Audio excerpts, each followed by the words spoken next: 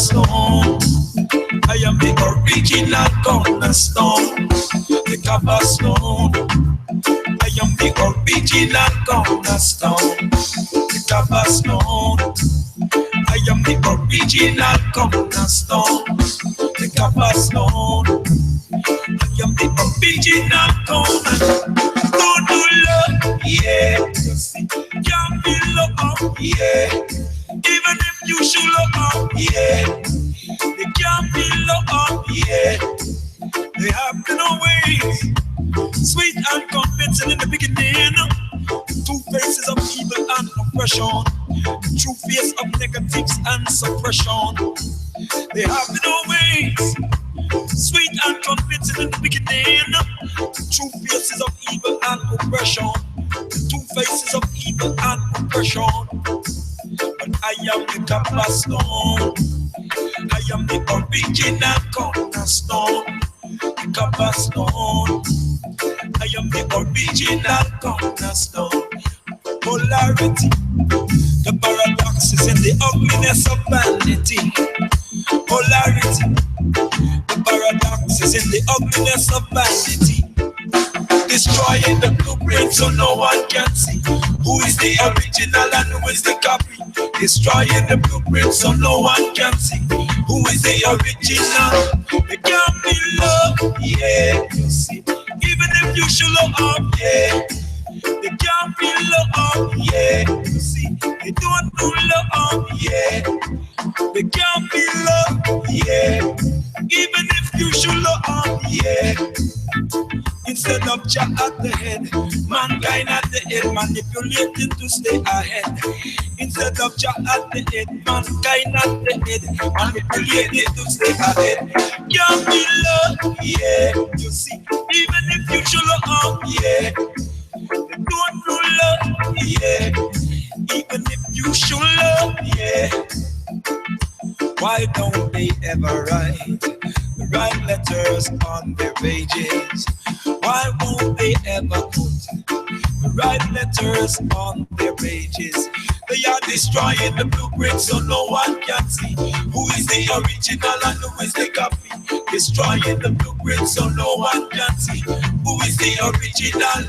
Only vanity, vanity, vanity. Intellectual vanity, vanity, vanity. Existentialism and vanity. Narcissism and vanity. Transcendentalism and vanity. And they can't be loved, yeah. Can't do love, yeah. Even if you show love, yeah. They have no ways. Sweet and convincing in the beginning. Two faces of evil and oppression. The two faces of evil and oppression. But I am the Merkaba Stone.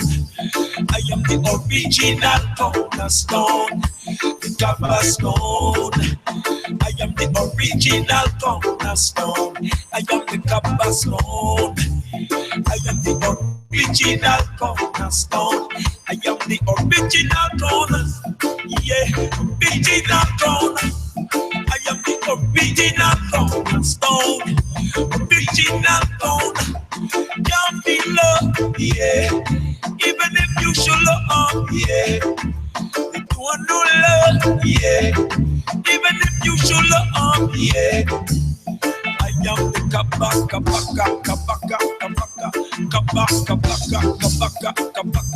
might of the Trinity, Aile, Jah Almighty, Aile, power and authority, Aile, supreme supremacy, Aile, power of God, Aile, the egg creator, Aile, supreme supremacy, Aile, power and authority, they can't be loved, yeah.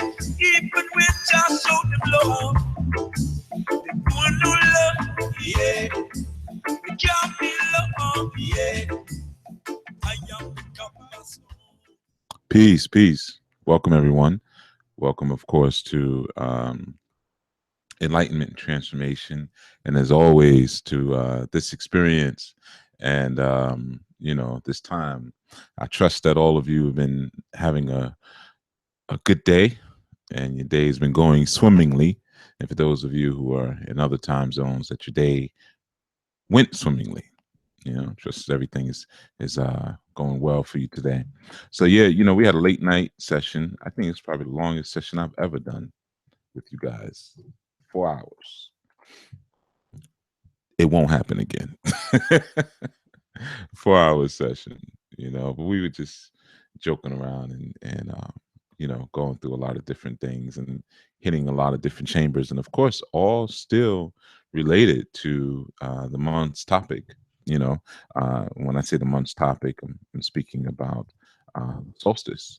So we're never far from where we want to be, or where we need to be.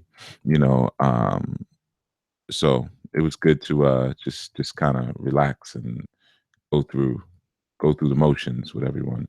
But yeah, so we're still on it. We're still supporting our information and supporting our concept. And today I wanted to speak a little bit about the idea of the Merkaba. And there's a reason. Of course, there's always a reason, which I'll get into in a moment. But there's been a couple things. One, there was a comment that Sister Nicole left. One of the Nicoles, I don't remember which one, but left on the video maybe just a little while ago, because I just saw it pop up. And yeah, let me see if I can pull it up actually, so I'm speaking out of intelligence and not off of memory. But she asked a question pertaining to fire, and more specifically, just to find fire scrying. So I wanted to address that really quick before we got on, because like I always say, if you have questions, don't hesitate to leave them in the on the comments on the videos prior to and whatnot. It's not a problem. They will be addressed at some point. All right, not always maybe the next show, but they will be addressed. So let me just pull that comment up. Okay, let's see what we have. All right, so she said, "Peace, Chief. Is fire reading a natural gift or an acquired skill? Question mark. I have been told and read it was always natural, but after listening to this segment," she's referring to yesterday's segment, "and you say faces can be seen in fire, I'm now thinking it can be acquired with a quieted mind. Can you speak more on this subject of reading flames, or direct me to previous show where you elaborated on it? I have not found much on this subject." And the answer to that is no, I'm not going to do any of that. Figure it out. Ghost grinds and fire, see what you come up with. Okay. The most I'll give you is this. You can go to the segments where I spoke about movie decoding, old segments a couple years ago. You can go to the segments where I talked about hypnotism, and you can go to the segments where I talked about decoding dreams, and you can go to the segments where I talked about telepathy. Now, all those words are in the titles of those segments. That's all you really need. Everything I needed to say was said there. But that question, the reason why I'm saying no, okay, I'll fix it. Thank you. And telling me it's static. Usually when it's static acts up in the beginning like that, it's usually not a good sign. Well, we'll see. We'll see how it goes. But yeah, the reason being is because something like scrying into fire is a very personal thing. It's a very personal experience. You know what I mean by that. So you don't need to read about that, because it's such an accessible thing to do, whether it be a candle or a fire pit or wherever. Doing that particular activity is very accessible. You don't necessarily need to read a book on what you could be experiencing as a result of scrying into fire, because everyone is going to experience something different, of course. So you need to just go, thank you, Jamie, you need to just do it yourself. All right. So I know sometimes it seems like I bring up certain questions, and it's like, it seems like I bring up a question just not to answer it. But no, the reason I'll bring up certain questions, or even when there's certain activity in the chat, like last night, Forbes was blacking out and going crazy in the chat room. So, like I said, I'm not addressing it because he's getting me riled up, even though I know that's what he was trying to do, because it's a joke to him. It has nothing to do with that. Trust me, like I said, I'm very methodical. It may not seem like it, but it is. I am. I'm bringing it up for you to hear certain things, for you to hear certain things said. And sometimes certain questions or certain people can instigate certain parts of the lake that wouldn't normally be instigated. So I'll use it as an opportunity. It's just alchemy. I'll turn the fool into the priest. So you use it as an opportunity to get certain things out. So that question you asked gave me an opportunity to tell you to know, go scry into the fire. Sometimes even like different books you may read and things on that give you translation for um different symbols and different things that may come up in your dreams or in your readings and your tarot and things like that. There's a time to put those books away. There really is. I'm telling you, there's a time where you have to start to create your own lexicon of how those energies have expressed themselves to you. You see, so for more information or books on scrying and fire, scry into the fire. Go get the information. Certain things are very primal, like fire. We don't have to write a book about fire. It's primal. We don't have to write a book about water. It's primal. Go experience it and then write your own book if you choose to at that point. So, you know, I'm answering it, and well, I'm addressing it, and I answered it because it was a yes or no question. It wasn't, but I made it a yes or no question. But I'm addressing it so you all can hear that out loud.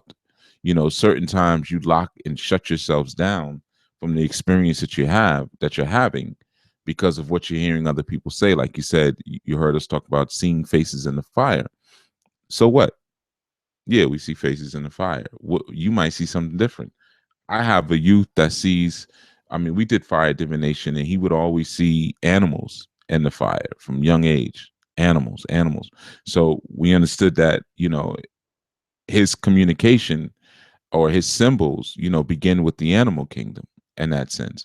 So everyone is going to see something different. Everybody's going to see something different. So um, go see what you see. And I say all that to say that go see what you see. That's really the key. All right. So now to what we're building on today. You know, I spoke yesterday, and we were, like I said, we covered a lot of ground. And one of the things that we spoke about was the Kabbalah. And don't really totally remember how we got there, but we basically talked about just some of the paths and the significance of Da'ath, the Sephira of Da'ath, and the significance of that particular leaf, or that Sephiroth, and the wholeness that it represented, and the knowledge that it represented. Again, having Chokmah and Bina being that wisdom and understanding, and Doth being the knowledge. So you have the triplicity of knowledge, wisdom, and understanding once you make Doth present. But we were just speaking a bit about, the paths, how you get to certain places, in life. How do you connect certain thoughts in your own mind, and how it's presented and represented on that tree. And one of the things that I had said was, when you're studying these systems, though as complicated as they may feel at times, or they may seem, excuse me, you should essentially be seeing, it's like looking in a mirror. You've heard me say that a lot of times. When you're studying these systems, you should be looking into a mirror. So it shouldn't always feel so foreign from you, whereas you feel like, okay, there's no relation at all. I can't see any applicable space or place for any of this type of information, or any of this type of design, or any of the what you're calling sacred shapes or whatever. I see no applicable placement and relevancy for it in my life. If that is the case, one, either you need to re-examine your life, or you need to re-examine what you're studying, because primal and ancient information is always going to be a mirror. That's why when you look at many primal symbols, right? You're going to see things that look like parts of your body. And no difference if you look at even some of the animal formations or the plant formations, you're going to see things that look like parts of your body. Even there, you can look at a totem and look at the faces of different animals and see, well, I know people, I know someone looks like a turtle, I know someone looks like a hawk, someone looks like a bear, you know. So essentially, when you are feeding on this information and you're connecting to it, and you're looking for ways to counter the information with the changes and the aspects of yourself that are going through transformation, you should essentially be looking at mirrors of change, or or just mirrors of being. All right. So um, the more you start to activate that thought and integrate that thought and function and design in terms of your vernacular, and in terms of how you permit the light to come into you, and when you're permitting that light to come into you, or you're permitting the light to ascend, from you, it helps you to, if you start looking at it like, well, I'm just mirroring, I'm just countering, then of course the teachings and all that's being presented will take on a much more powerful, excuse me, sense of relevancy. And as you're studying, you'll find that uh, yes, you're learning new things and you're expanding, yes, but your study will become more of a process of restoring your memory, you see. And once you start to restore your memory, you start to restore your sense of possibility, your sense of greater perception, and you start to get to a place where you could re-examine some of the beliefs that you're holding on to, because you're seeing these great things in your study, these great things in your scholarship, and you're seeing, well, these great things and these powerful things, all they're doing is mirroring who and where I am. Okay, that's it. You see, so I don't know myself. I don't know everything. When we block ourselves through the fear of our ego, that active fear, we get into that place where I know everything. All right, you can't teach me nothing. I can't learn nothing.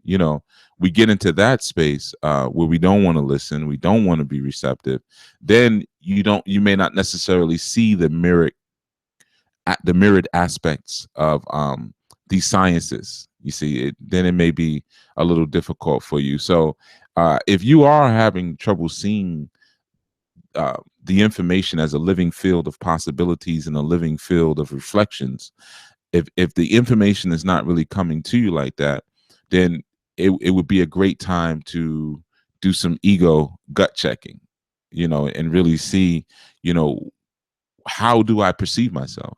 How is it that I'm recognizing and looking at um, the fields that are spinning around me? Am I looking at it from an egoic perspective, or am I looking at it from a soul perspective? So, it's an opportunity for you to, you know, to give that some thought, because we're in an age and time and life, as life is transitioning and moving through this particular dispensation where um, the higher and lower dimensions are very close. They're getting close again. It's not like in times of old where there was a certain just kind of mobility and open access between higher and lower, where the way people dressed, the languages that they use, what the foods they ate and everything, always connect them to different dimensions at once. Now, we tend to need to tap in more. We tend to need to unplug and then tap in more. So whenever you tap in, whenever you unplug and then tap in, if you're looking at these different planes and these different dimensions and these different origin and root abysmal patterns, and they don't look like you, that's what you need to fall back and think about and look at. Okay, because if not, this becomes very complicated. It becomes very difficult and complicated. It's like learning how to speak canine, all of a sudden after speaking one language for 30 years, or, learning how to speak dolphin, and everything would probably feel so foreign, because not only, the frequency is much different than the frequency that you may work with, but the ambition and the culture of the dolphin is so much different than yours. You know, why are certain things said? Why are certain sounds and tones more imperative than others? You'd have to learn the whole ecosystem of the dolphin first, you know? So it's the same thing coming into spiritual information. If you're not seeing yourself reflected in the information, it feels just as foreign and just as thorny and difficult to get through it, you know, as it would trying to learn to speak like one of our swimming people or one of our flying people or one of our crawling people, you see, or burrowing people. All right. So that's why I wanted to address briefly the idea of the Merkaba, which I'm sure many of you have probably heard that term before, the Merkaba, or just the idea of the Merkaba and what it represents. And I'm not going to go deep into it. And the reason being, I'm doing a cursory Merkaba piece for you all. Uh, there's a class that I have in my drafts. I haven't finished it yet, that I started about 5 years ago, dealing with Merkaba, and I've just never continued it. And it was a whole series of activities and modalities, and it was just a full curriculum on, you know, basically bringing the Merkaba up, you know, learning how to ascend the Merkaba and bring it up and what it is and this and that and that and third. And I have not finished it as of yet. I have to loop back around to that. So I don't want to step on um, my potential, you know, classwork in that sense. But anyway, so Merkaba, let's get into it really quickly, because you know I'm not going to be on that long. I said that last night, right? I wanted to do 45 minutes, and what did I do? 4 hours, 3 hours, 58 minutes. But anyway, so you have the Merkaba, and Merkaba is essentially three words. You know, like many words that you look at in our traditions, you know, they seem like they're one word in a sense, but there's a combination of ideas often, because when you're dealing with oral traditions, and you know, a lot of times the way things are expressed, they're very full bodied. You know, so more than uh, one word may be put together in order to create a more complete thought, which also allows you to speak less. You don't have to use as many words and things like that, you know. So you'll find that with a lot of our words. I think we talked about that yesterday, like Yemonja and Obatala, and how they're really combinations of multiple words, you know, like Obatala, Obabatala, you know, Yemonja, Yeye, Umo Eja, or Yeye Umonja, you know. So it's the same thing here with Merkaba. So with Merkaba, you have Mer, which is one word, you have Ka, which is another word, and you have Ba, which is another word. Okay. So it's actually a combination of three words. And I know some may be wondering, what does that have to do with seeing the teachings as a mirror? Go for the ride. You're going to understand soon enough. So, like our brother Charalambos just put into the chat, he said the chariot when he heard me say the word Merkaba. Right. Merkava, Mer Ka Va. It's how we typically say it in Hebrew. And in Hebrew, it's often defined as the chariot, or sometimes even as the throne, which to me, I always pictured it like a throne, you know, a flying throne. Like when you see Apocalypse, you know, you see Apocalypse in your DC comics. He comes in, you know, with that flying throne, you know. But so you have that Merkava aspect, but you also have the Merkaba. Now, essentially, when you break it down, they're the same word essentially, but it's still good to understand the different angles of it. You know, I always speak about that, the value of the angles and the values of really respecting different cultures, because then you get a larger picture. You know, you get more information when you're able to do that. You get a fuller picture that plays itself out for you. But we have some common wording here, Mer and Ka, of course, right? So let's start there, and then you'll understand why I said that you should see the mirror, right? So uh the Merkaba, right, which I'm sure some of you are, like I said, some of you are already probably familiar with. The Merkaba is essentially electromagnetic vehicle or electromagnetic field that we use for travel. Okay. And when I say travel, it's essentially electromagnetic field that we use to go through different dimensions. So the Merkaba, in many senses, could be like a UFO or or let's just say that like a spaceship. Okay, you can look at the Merkaba like a spaceship. All right. Now, I know a lot of times when we think about spaceships, we're looking or waiting for something physical. Of course, we say, "Oh, I saw a UFO and it was, flying in the air and it was silver and this and that and that." That's cool too. There's nothing wrong with that or having those type of experiences. But it's important to understand what you're seeing, why you're seeing it, and where it really comes from. When you're looking at that idea of that Merkaba. And I don't really give you information that's not easily accessible and immediately applicable. So even though it may seem like I'm speaking about something very esoteric, in fact, you're going to see that once we get through it in own interests and intentions, you'll see the immediate relevancy of the idea to you in your own journey. So and I don't want to leave out also the concept and idea of the Kaaba stone as well, but we'll get to that. In fact, you'll have more understanding on that by the time I'm done with this. And again, this is cursory because I'm not gonna be here with you all day. But in many traditions, when you start to look at the idea of myrrh, no different than Tom Murray. When you start to look at the tradition and the idea and even in definition of the concept of myrrh, it will connect you to light. Say, oh, myrrh is light. But like I said, when we're looking at the Merkaba, we're really looking at the formation of a ship or the formation of a vehicle of travel. That's why you hear it in the Hebraic Merkava is called a chariot, the chariot of the gods. Well, one was chariot of God. Well, a vehicle that carries the gods, right? It's real simple. So when you're thinking or you're looking at the Merkava or the Merkaba, again, you're looking at a vehicle, and essentially, the Merkaba is it's just it's a field of light. Okay, but when you're dealing with life, you're dealing with wavelengths, and dimensions themselves are essentially just wavelengths.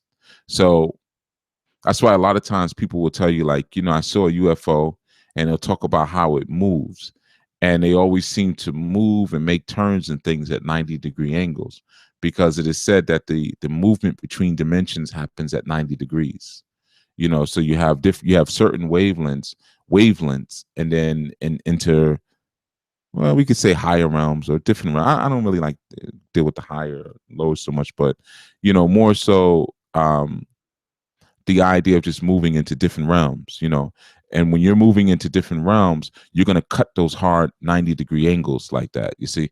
So a lot of times, even in your periphery, when you're seeing things and you're looking straight forward, that 90-degree angle straight from your forward onset periphery is where you see the most spirits. You could be sitting in your classroom looking at the whiteboard, looking at a teacher teach, and out of a 90-degree angle, the corner of your eye, you're going to see something begin to move because it is through that particular angle that you'll make your dimensional shifts. That's why the concept, even the Masonic concept of the square is so important. Or you hear us say things like, "I'm standing on my square." You see, I'm within my dimensional charge.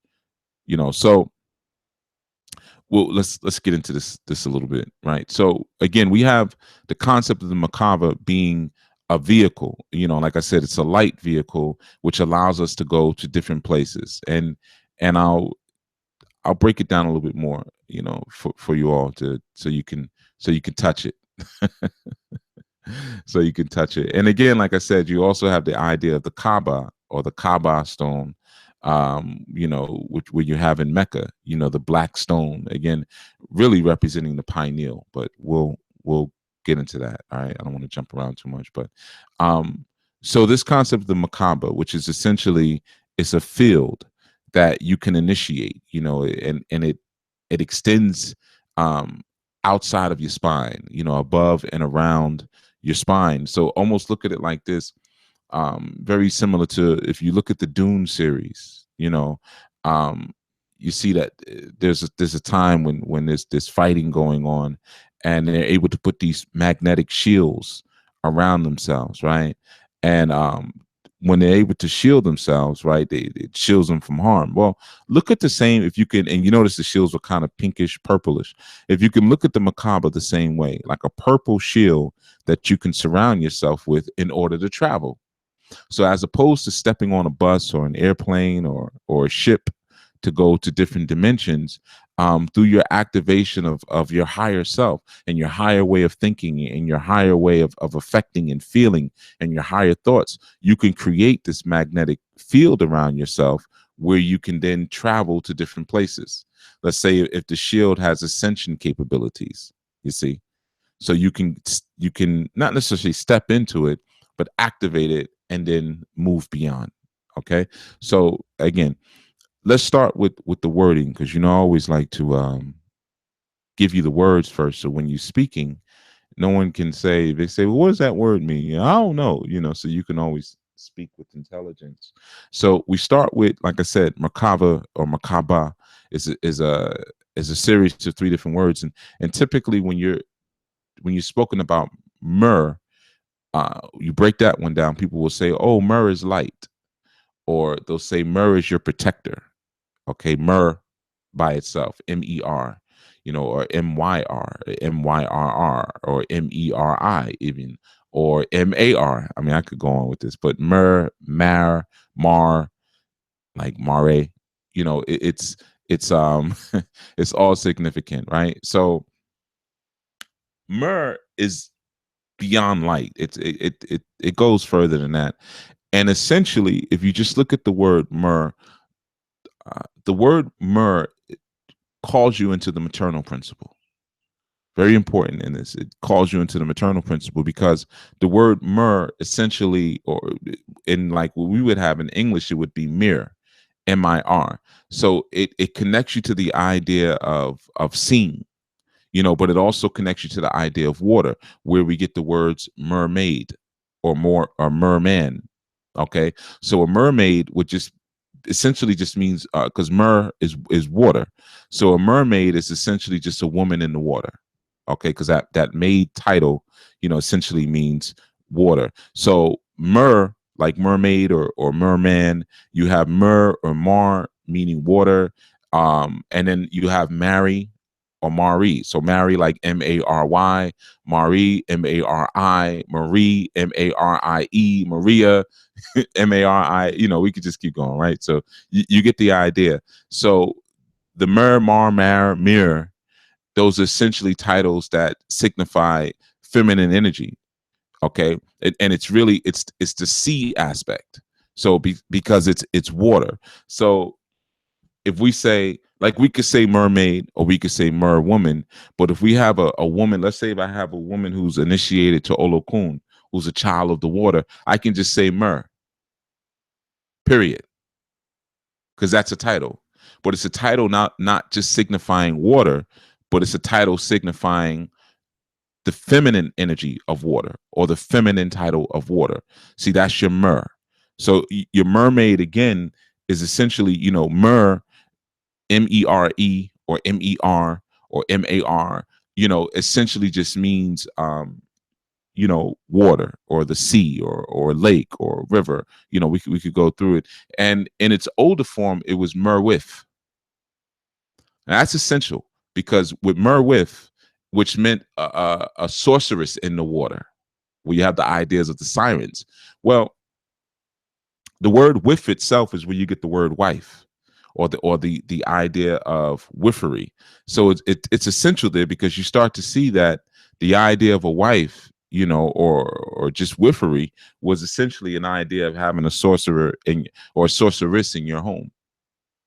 You see, so that whiff or that wife aspect is significant in that sense. So anyway, let's go back to the Mer for a second. So Mer is your water title. Okay, Mer is your feminine water title. So like when you hear the term Tameri, which is really a more accurate um depiction, or more accurate title for Kemet or for Egypt, Tameri, Ta, land, Mary, beloved, or Mary, beloved woman. So Tameri, the land of the beloved woman, or the land that I love. Mary, also going further into more. So you have a connection there with the idea of Amor and the idea of Mary Amar, right? So again, we're just talking about the word sequence of Merkaba. We're still on that. And like I said, um, the Mer itself, like I said, most people will tell you, oh, Mer means light, but there's more to it. It doesn't necessarily mean light, but you can apply the idea of light to it if you look at the different things that it associates with. And I'm gonna show you why. I'm gonna show you why, like in English and stuff, they'll say, oh, it means light, because Mer is where you get the word mirror or mirror. So the Mer represented a mirror, you see, and the mirror, or the idea of a mirror, of course, we know what is a mirror. It's what we use to reflect things, is what we use to sometimes even reflect light, right? We use a mirror. So the idea of a mirror was, reflecting something. But here's the key, where you'll get the light aspect. Well, mirror also shares that same mirror root with the word miracle. Okay, and miracle by definition is just what we find wondrous, what we find amazing, what we're astonished by. You see, so the idea of even looking into a mirror, where we're looking at something that was astonishing. So essentially, when you're looking in a mirror, you're looking at a miracle. You see, and I'll give you some of the Oshun vibration in this, to give you a little bit of extra, a little extra fun fact. um the word mirror, also, in our Greek being miris, connects itself, uh, to the Greek miris, or miros, and median, which also means to smile. You see, so the word miracle, mirror, and smile, they're actually words that are connected to one another. So when you look at the word smile there, again, like I said, the Latin being mirus, meaning, that which is amazing, or that which is astonishing, or that which holds great wonder. So when we find things that are amazing, we find things that are astonishing, what do we tend to do? We tend to smile.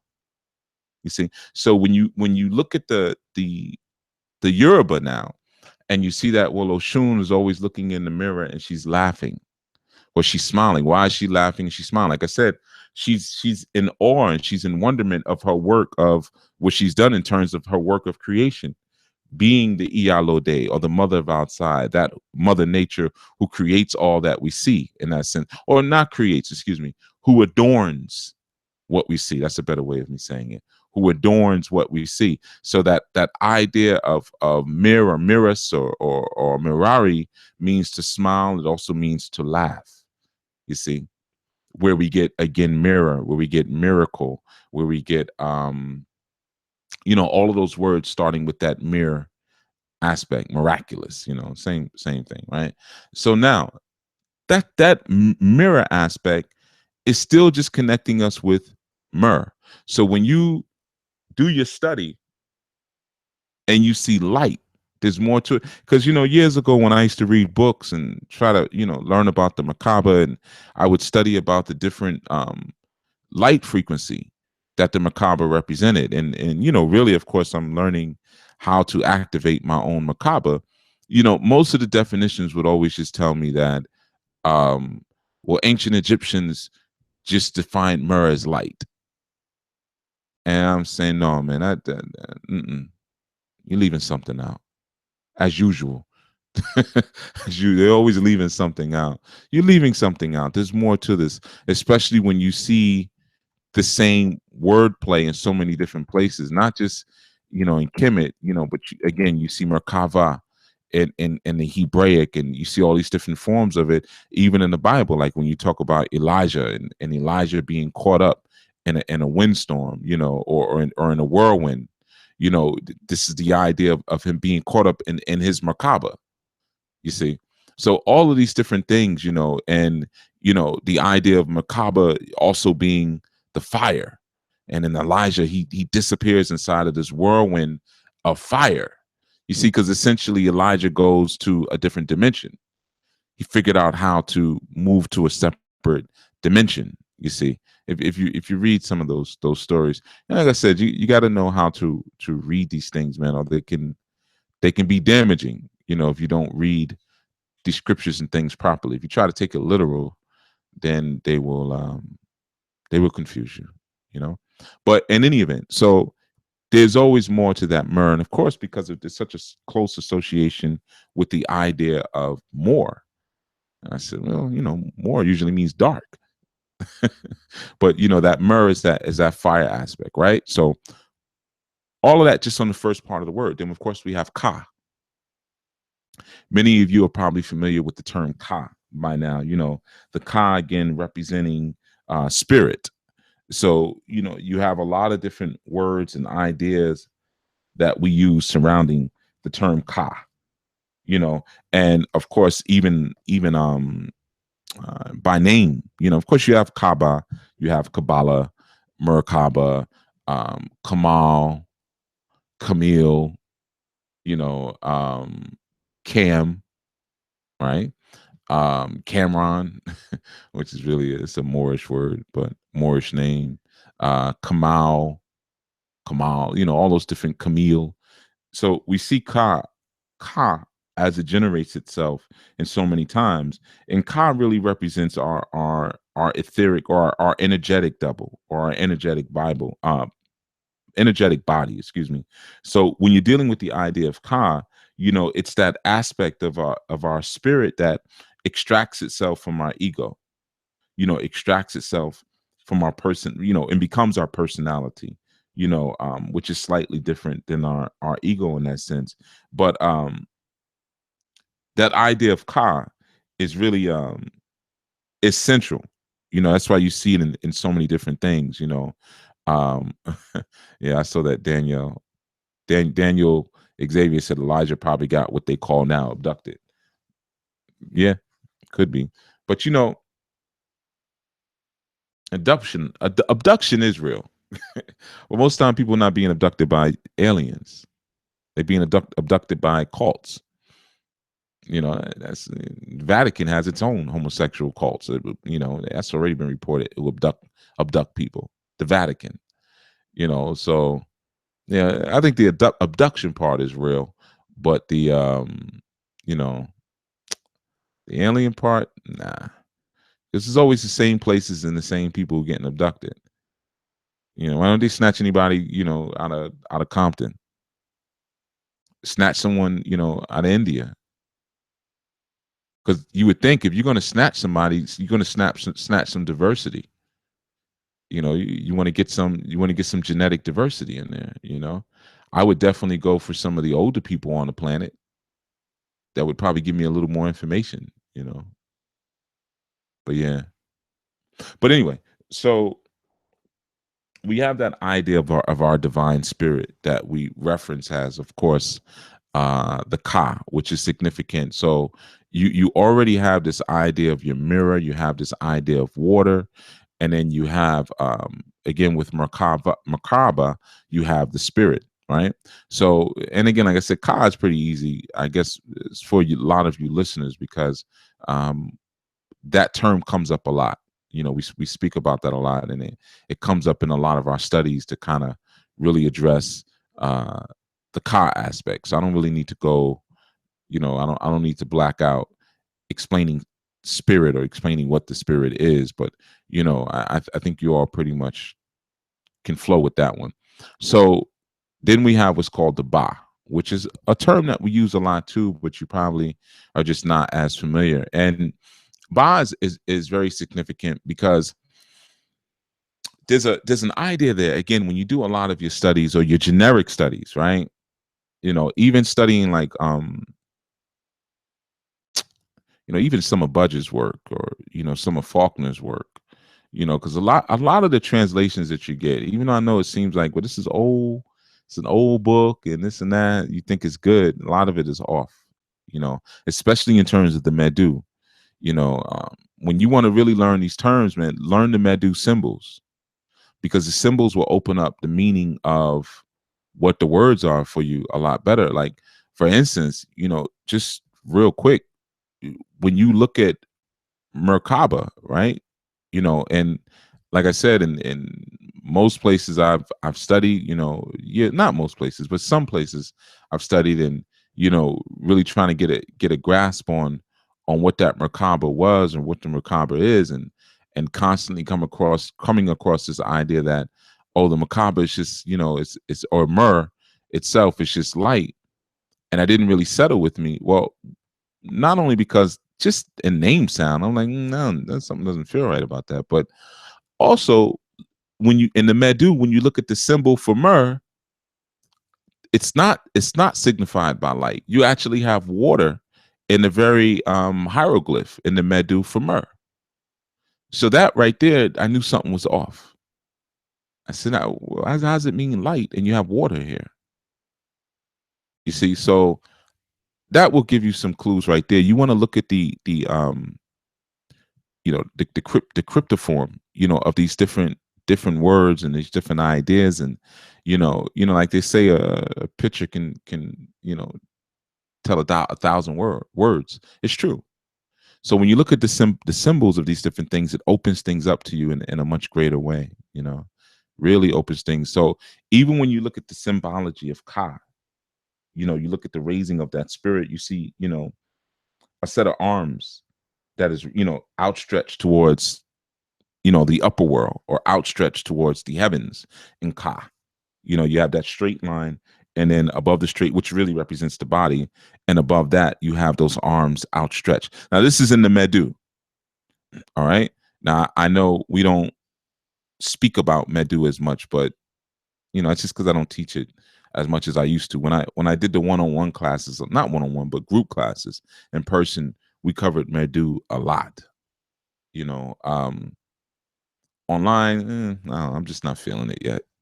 Too much. Some things I don't like to teach online, or like even in the spiritual training. I'd rather save them for when we're in person. But so yeah, you have that symbol of those arms being stretched towards the heaven when you're looking at Ka. So you start to realize that it's the developing of the higher self, or the developing of the higher spirit, that Ka represents in that sense. It's the spirit always looking for another modality, or looking for another vessel. Because when you have those arms stretched out like that, I'm reaching towards the heaven because I'm looking for another way to travel. That's the Ka. So spirit will always inhabit things. That's why I always tell you that spirit lusts for flesh, like flesh lusts for spirit. You see. So when you look at some of the concepts you even hear me say just came from looking at pictures. Just going, and of course being in Kemet, but even outside of being in Kemet, just looking at pictures and looking at reliefs and staring at them, and staring, and then blowing cigar smoke on them, and then staring some more, and then you start the information starts to come to you. So don't rob yourself of the joy of surrounding yourself with those images, whether it be in your home, or just in your reading and your studying, keeping those images close to you. So yeah, that's the Mer and the Ka, right? So the Ba, and like I was saying before I started, a lot of times the translations are off, man, and they'll confuse you with some of their funny translations. Now, Erica just put in the chat, Ka, vehicle that moves, right? Travels. So you have again that idea there that the Ka being looking for a vehicle, or having those open hands. It signifies that movement. That's why we always see the spirit being symbolized by wind, because it's the constant movement. You can't really hold it down like that in that sense, right? And there's a lot more to these. There's a lot more to just Merkaba that I can get into. But like I said, I'm gonna give you the cursory. So I'm not gonna stuff you with information, so that way when you walk away you're still confused. I'm gonna just give you the cursory, so that you understand why I say, when you look at these at these teachings, and that was what was said yesterday about when we were talking about Kabbalah. There was a little confusion, and I said, no, it's not as hard as you think. Just start somewhere, because if you start on the one thing, what begins to happen is that you see the reflection of many things. So again, you have that myrrh representing, that encompassing there, the ka representing the spirit, and in many translations, you're told that the ba is the body, is the human body, right? Now, um, I don't necessarily ascribe to that translation, but I do understand why that translation of the ba, the human body, is used, because especially when you're talking about the Merkaba, it would make sense, because we have this concept of myrrh, you know, um, being that vehicle or that chariot, and then we have the concept of ka being the spirit, and then ba being the body. So it makes sense. So if you say Merkaba, it's like, okay, well, this is the whole body and spirit being moved, in a certain vehicle. But um it's not so. The ba is essentially the soul aspect, and representing that unseen source of your energy and your refueling. Now, what does that take us back to? That takes us back to our sun examples that we've been talking about, all month, really, so far. But that sun being that space where the seen sun would be like the ka, and the hole behind it, or the hollowness of the sun, and within it would be the ba, and it folds in. The spirit is always folding in on the soul to get new information.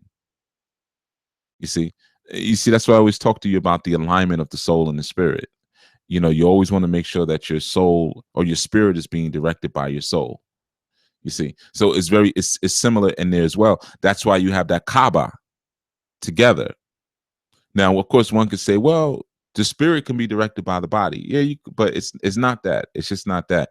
Um, One of the ways that we know, you have that Ba representing that soul, or representing that source, and in our Medu, we also have the idea of Ab. Some of us maybe even use that term. Ab is, we'll say sometimes it's translated as father, like Abraham, Abra, Ab, Ra, Ham. Some people will say, okay, well, Ab is, that flesh, or that father. But Ab in our Kemetic structure is, represents the heart. Okay, Ab.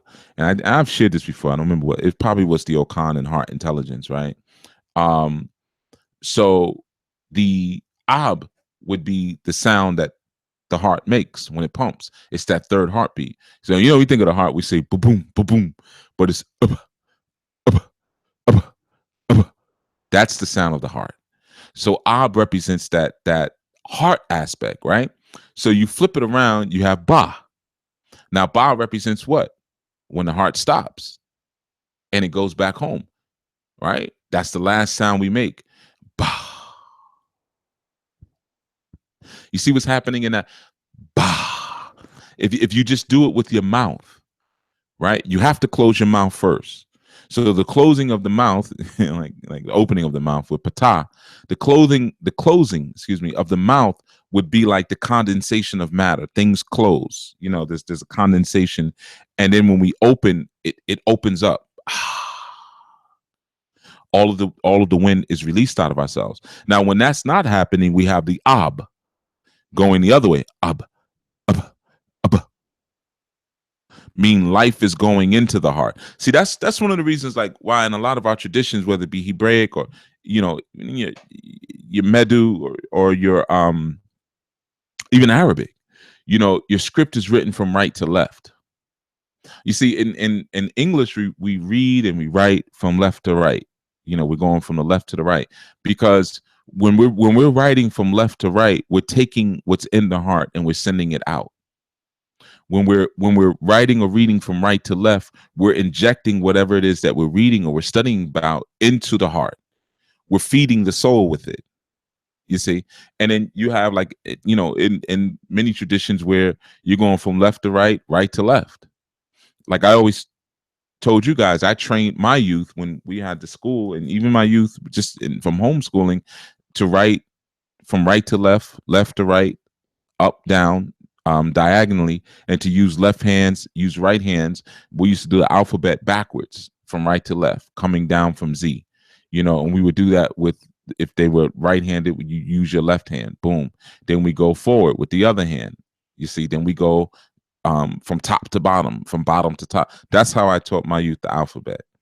Okay, so you're getting that, you're working different parts of the brain there, but you're feeding different parts of your body and your soul and your spirit with those divine symbols that we call the alpha beta. And another note too, alphabet was like one of the last things I taught my youth. They started with symbols and language. Alphabet was last. Just to give you a little background for the homeschoolers, we rocked symbols for a good while. Really Medu. When I say symbols, Medu and Adinkra symbols, we feasted on those. They know those, they knew those, still knew, in and out. But anyway, so again, like I said, you have the concept of Ab being the heart. So we know that the Ba is the endless part of us, because it's that Ba. It's that breath that goes out and feeds back into the greater land, or into that consciousness, that higher consciousness, which really then feeds back into our descendants. So which really makes it eternal. It's always feeding over, always feeding into itself in a sense. So when we feed into the heart, like when you're writing or you're reading, and you're getting information that's good and that's healthy and that's nutritious for the heart, and you're feeding the heart, what happens is you're feeding into the Ab. So now when the Ab flips itself over, like we talk about the shifting of the magnetic poles, and the Ab becomes Ba and sends itself outwards, then now it sends itself outwards as an ascended being. You see, so now it goes to a different heaven than if it had not fed that space. So if you look at what we do in English a lot, we're constantly sending out of the heart. We're draining the heart of everything and not recharging or refilling it. Like I said, which is representative of the solstice. With the solstice, we're dipping back into our pool, or we're dipping back into the Ba. We're dipping back into the abysmal waters, in that sense, in order to recharge. So that series of, again, Merkaba, which if you read it, if you took it from right to left, right? Because remember, that's really how it's presented. Even though we say Merkaba, we really would read it in the Medu as Bakar Mer, right? So if you look at it that way, look at the process. We're going from soul to spirit to water, or soul to spirit to vehicle. So what would the water be? Well, it's those waters of birthing that bring us forth, because we've discovered that mirror,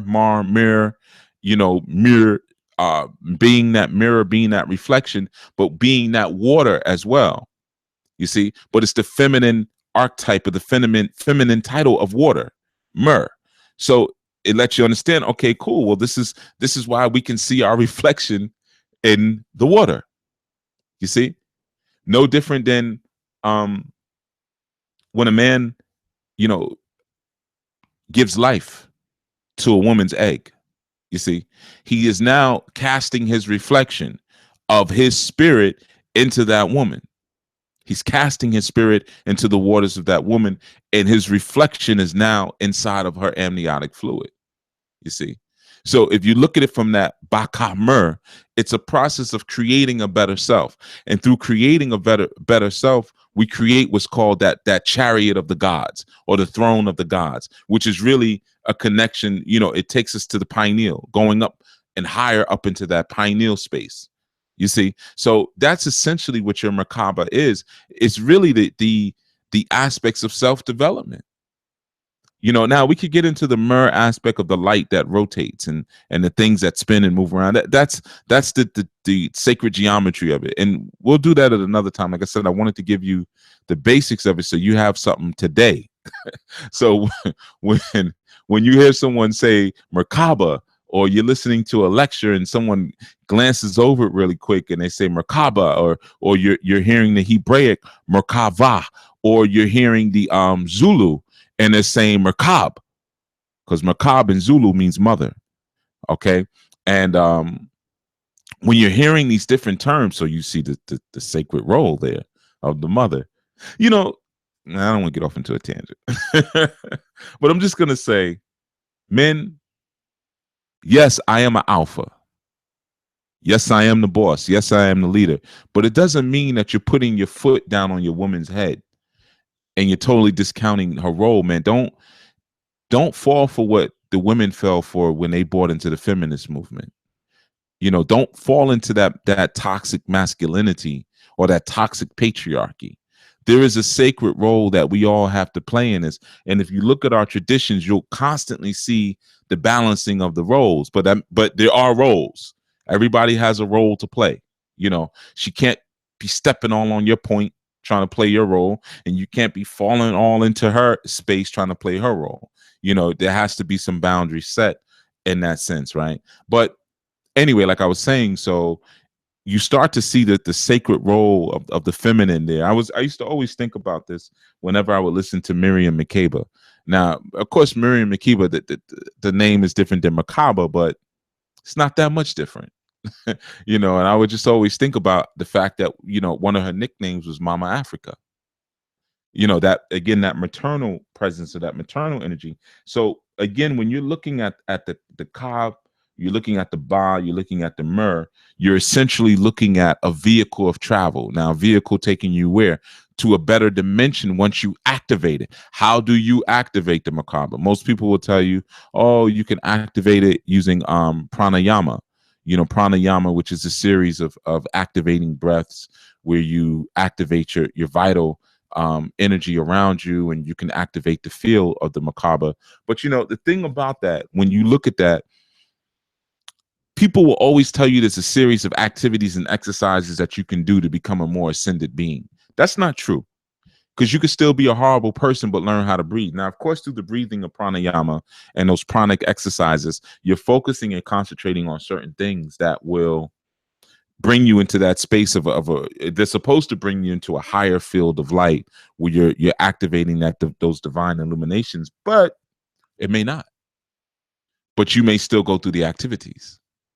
You see, so there is a larger field, believe it or not, that one needs to tap into or should tap into in order to activate those higher fields of light in order for them to return back to their proper home.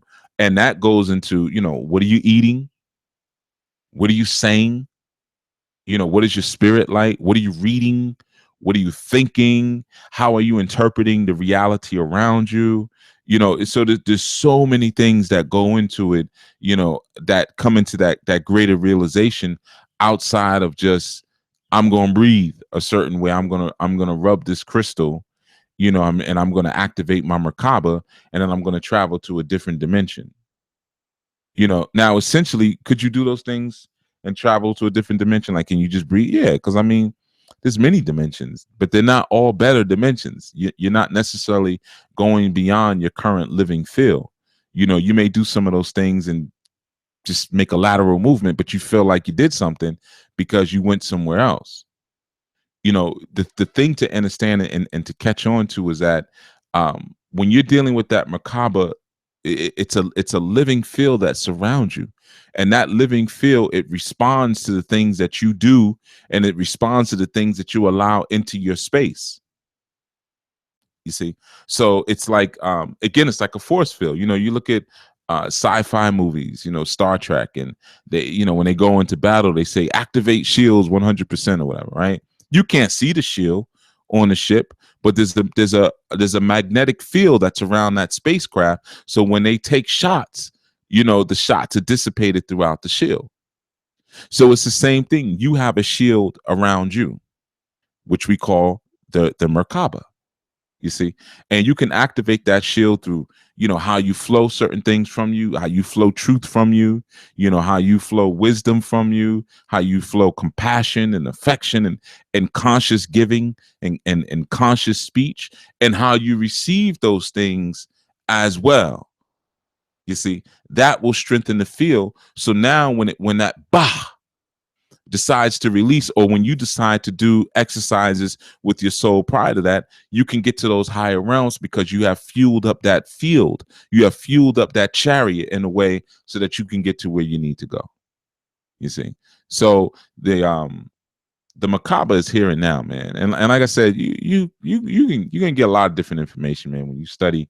And I know a lot of times people reach out to me and they say, man, well, where can we study, and learn about this and learn about that, man, all over.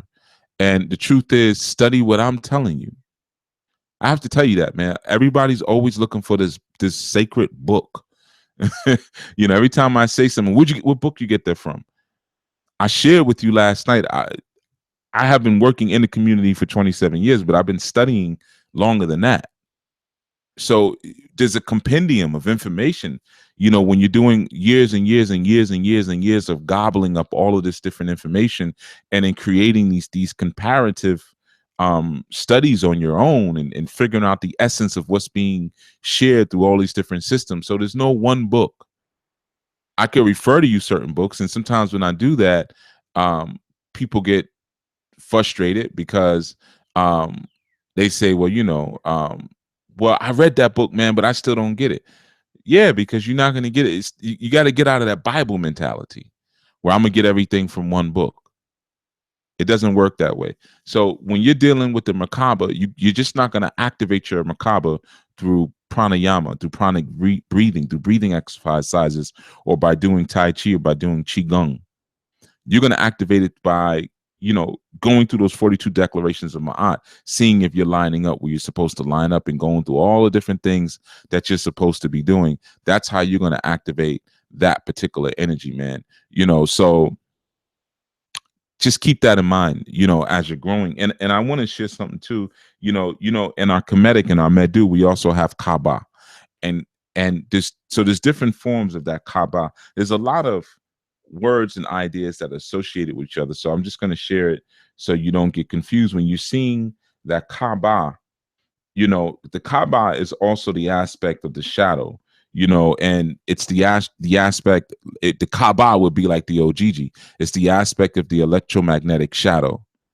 You know what I mean. So it's the aspect of that shadow that is the energy in motion, and it deals with our somatic and our how we perceive things, how we perceive sound and light and colors and how we circulate things throughout the body, in particular blood. But it also is the one that connects to the food and the nutrition that's given by the Ba.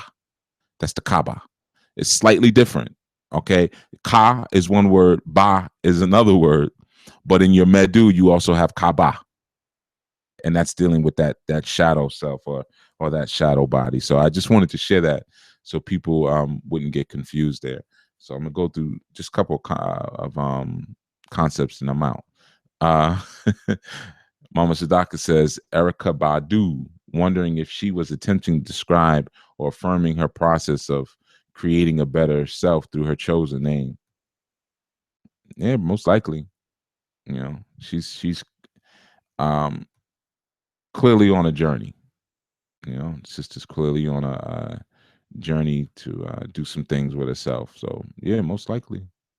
You know, um,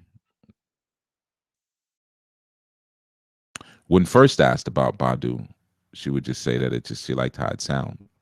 But sometimes we like things because of divine inkling, and we don't know. You know, um, and I would urge you too when you're studying that Ba aspect. Ba is symbolized by a bird. So you start to see the primacy, even the idea of the vulture to a degree, and I broke this down before. I think it was in the Benu, excuse me, the Benu bird segment that I did. You can learn more about the Ba and the Ka and that, but more so about the bird and how it represents, that thing that's going to be there in the beginning and the body that's left after death and the significance of the bird. All right. And Brother Charlambo says Kabbalah means to receive right from the mouth of the teacher to the ear of the student. Exactly. So again, you see that connection, because you're receiving all. You have Kaaba and Kabbalah, and when you have that Allah, it represents the all. And that, so it's the spirit and soul of all, receiving that. Remember, we come from oral traditions, man. That's you think about the black church, even today. How do you know it's a black? How would you distinguish a black church from any other church? It's the music. The music lets you see the value and the power of that oral tradition. You got some preachers that won't travel unless they have their choir. Well, I ain't going unless I got my choir. I can't light it up without the choir. People just don't want to hear me stand up there and teach the same message that we've been teaching for the past 300 years. So I'm gonna need the choir. So you start to see the value again of that oral tradition in that sense. But at some point we'll get deeper into the Merkaba aspect. But like I said, I didn't want to inundate you all, and plus I didn't want to be on that long. So just think about the qualities that I mentioned in terms of that Merkaba, and also I would, if you really want to have fun with it, pay attention to the amount of times and spaces that you see that term used and mentioned, especially in U.S. government. Even though a lot of times it's given as acronym, it's used a lot. You might find that particularly, that kind of interesting. Look towards the Air Force. I ain't gonna give you too much because I like for you all to dig for yourselves, man. But I'll point you to the doorway. You got to go through it yourself. All right, so that's that. Getting ready to get out of here. For classes, saduluhouse.com. SADULUHOUSE.com. We have the last video and post and everything coming out for the Our New Spiritual Challenge coming up soon. It's coming up soon. All right. So you guys who signed up for the challenge before, which we know is ending this month, you can actually enjoy that. And after that, we're going to create like a more ongoing thing for the challenge in that sense. It's going to be a more ongoing experience. So I think you'll enjoy that. And if you want to get a little closer to the Merkaba, if you want to get a little deeper for now, one of the things you can also do is to learn about the tetrahedron, or as we call the star tetrahedron, those spinning formations which create that energetic star, and how they really work at that golden mean ratio, 34-21. You could do that, or what they also call the Fibonacci ratio. That's if you want to get deeper into it. All right. And to such time, saduluhouse.com. If you want to sign up for the ministry, inewlifeglobal.org. And to such time, this is Chief Yuya. I will be back tomorrow at 7 a.m. All right. Peace.